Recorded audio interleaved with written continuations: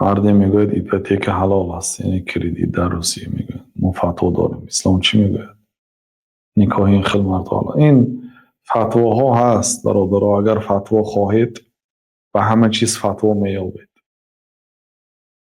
بعضی اهل علم کشورهای اروپا را مثلا مجبور است گفته از نگاهی مجبوریت اجازت دادند، لیکن به هر حال مادامی که اجاره گرفته می شود، مادامی که دیگر راههاش هست، به راه حرام دست نزنید و الله تعالی عوضی نیک می دهد. اگر به خاطر الله کسی نگیرد از بانک خانه، گوید که الله من به خاطر تو نمیگیرم،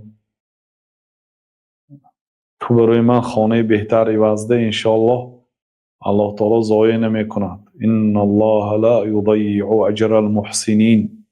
الله تعالی اجر نیکوکارها را ضایع نمی کند. انه من یتقی و یصبر فان الله لا یضیع اجر المحسنین. حضرت یوسف همین سخن حضرت یوسف الله تعالی در قرآن نقل کرد. در وقتش، وقتی که یعقوب علیه السلام حضرت یوسف را نسبت دیگر فرزنداشون دوست می داشتن، آخر واقعا سزاوار بود، زیبا بود، نسبت دیگر فرزنداشون بسیارتر به این اهمیت می دادن، اونو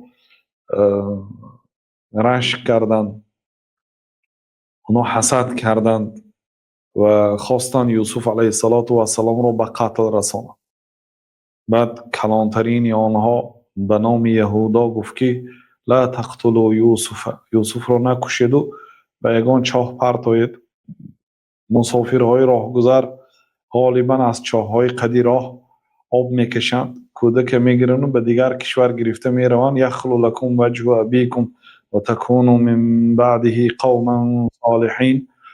و وقتی که در نتیجه یوسف به دیگر کشور میرد همراه مسافرها، روی پدری ما برای ما خالی میماند. یعنی پدری ما فقط برای ما دقت میدهد، یعنی بنیمانی پدری ما فقط به ما میشه توجهش.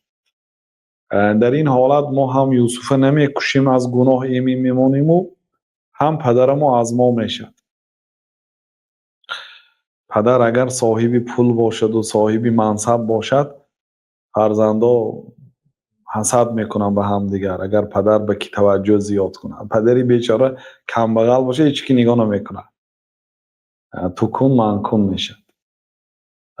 خلاصه بعد این گفتن توبه میکنیم به گناهامون و چاه پرتافتن حضرت یوسف از بالا به سنگ زدن. الله تعالی وحی داد به یوسف که حالی روزی میشد که تو آنهای تنبئهم بما كانوا یعملون، به همین کاری کردگیشون آنهای آگاه میکنی. حضرت یوسف فروختن و پولی ناچیز و کانوا عنه زاهدین، از این پولا بی حاجت بودن. و پولی اندک پولی سیمیچک پولی حضرت یوسف به بعضی مسافرها فروختن. مسافرها اومده کشیده گرفتن، گفتن این غلام ما گریخت، اگر خواهیتان میفروشیم. و پولی اندک فروختن، اینا بردن در مصر فروختن. وزیر خرید. حضرت یوسف در خانه وزیر زندگی کردن، سپس 7 سال زندان شدن. از زندان برآمدند و مرتبه بلند رسیدند. وقتی برادرشون دستی گدایی دراز کرده آمد، تصدق علینا، به ما صدقه کن و الله تعالی نیکی کند به آنهایی که صدقه میکند. گفته دست گدایی به یوسف دراز کردن. بعد حضرت یوسف تنگی انه من یتقی و یصبر فان الله لا یضیع اجر المحسنین.